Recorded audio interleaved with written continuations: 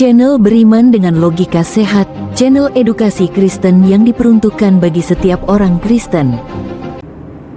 Salam saudara, puji nama Tuhan. Kembali kita berjumpa dalam tayangan edukasi Kristen, tayangan yang secara khusus diperuntukkan bagi kalangan kaum Kristiani. Saudaraku, dalam tayangan kali ini saya akan membagikan sebuah kebenaran tentang makna perkataan Tuhan Yesus di kayu salib yang diucapkan salah satunya, "Bapa, ampunilah mereka." Kata-kata Yesus, "Ya Bapa, ampunilah mereka, karena mereka tidak menyadari, mereka tidak tahu apa yang mereka perbuat." Ditulis dalam kitab Injil Lukas pasal 23 ayat 34. Yesus menatap ke bawah dari kayu salib dan menyaksikan pandangan yang sangat pasti cukup memilukan baginya. Para prajurit Romawi sedang memainkan undian untuk jubahnya. Para penjahat di kayu salib di sisi kanan dan sisi kirinya mencemooh Tuhan Yesus. Para pemimpin agama menghinanya dan kerumunan orang banyak mencacinya.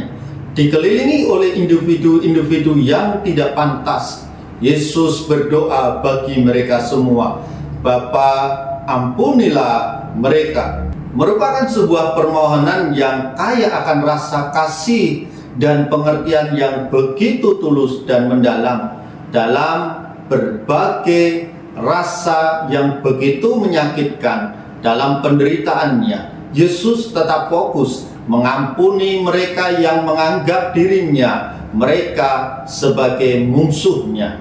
Yesus mohon kepada Bapa agar mengampuni para penjahat di kayu salib yang menghina dia, yang meminta Bapanya agar mengampuni para prajurit Romawi yang telah memperoloknya, meludainya, memukulnya, mencabut setiap apa yang ada di dalam jenggotnya, mencabuknya, menempatkan mahkota duri di atas kepala, dan memakunya di kayu salib.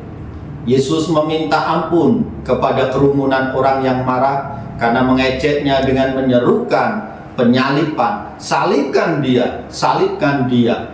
Perlu dicatat bahwa doa Tuhan Yesus, "Bapa, ampunilah mereka," tidak menunjukkan bahwa semua orang dibebaskan dari dosa secara otomatis tanpa adanya pertobatan dan iman. Artinya Yesus siap mengampuni mereka, memberikan pengampunan yang sesungguhnya. Perlakuan jahat mereka lah adalah alasan dia disalibkan. Ungkapan "Bapa, ampunilah mereka" mencerminkan sifat Tuhan yang penuh kasih. Yesus berdoa, "Bapa, ampunilah mereka," sebab dia memenuhi nubuat dalam kitab Perjanjian Lama. Yesus menanggung dosa banyak orang dan berdoa untuk mereka yang memberontak.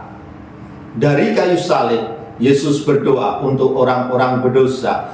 Dan ketika Yesus setelah bangkit dimuliakan, Yesus masih memiliki sebuah tugas sebagai perantara antara Allah dan manusia. Yesus berdoa, "Bapa, ampunilah mereka," karena Yesus menerapkan prinsip yang dia ajarkan dalam khotbah di bukit. "Kamu telah mendengar firman, kasihilah sesamamu manusia dan bencilah musuhmu. Namun aku mengatakan kepadamu, kasihilah musuhmu dan berdoalah untuk mereka yang menyakiti kamu." Yesus yang menderita berdoa untuk para penyiksanya, ditambah dengan keinginan Yesus untuk mengampuni para penyiksanya ini adalah sebuah kenyataan bahwa mereka tidak menyadari apa yang mereka lakukan. Orang-orang yang bersalah yang menyalibkan Yesus tidak menyadari makna sebenarnya dari perbuatan mereka. Untuk prajurit yang secara individu tidak mempunyai niat jahat terhadapnya, mereka hanya melaksanakan perintah.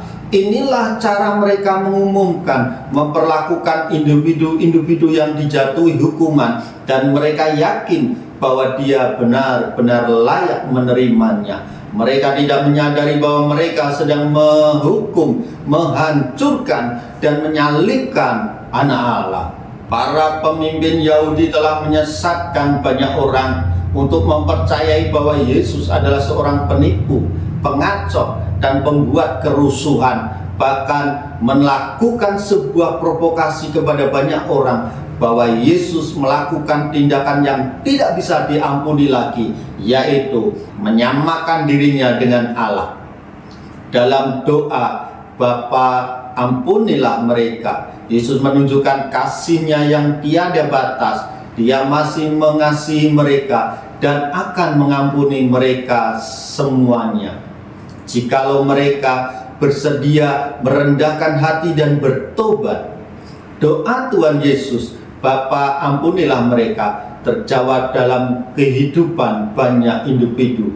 Perwira Romawi yang ada di dekat salib Yesus ketika melihat kematian Yesus berteriak, "Sungguh orang ini adalah anak Allah." Salah satu dari dua penjahat yang disalibkan bersama Yesus menunjukkan keyakinan kepada Kristus yang memberikan janji surga kepadanya. Salah satu anggota Sanhedrin secara terang-terangan menyatakan kesamaannya dengan Yesus, dan lebih dari sebulan setelah itu 3.000 orang di Yerusalem diselamatkan dalam sehari saat gereja mulai berdiri. Di atas kayu salib, Tuhan Yesus menawarkan pengampunan kepada semua orang yang percaya kepadanya. Kita bisa memperhatikan Yesus menanggung hukuman untuk dosa-dosa yang kita lakukan dalam kebodohan kita, serta dosa-dosa yang kita lakukan dengan sengaja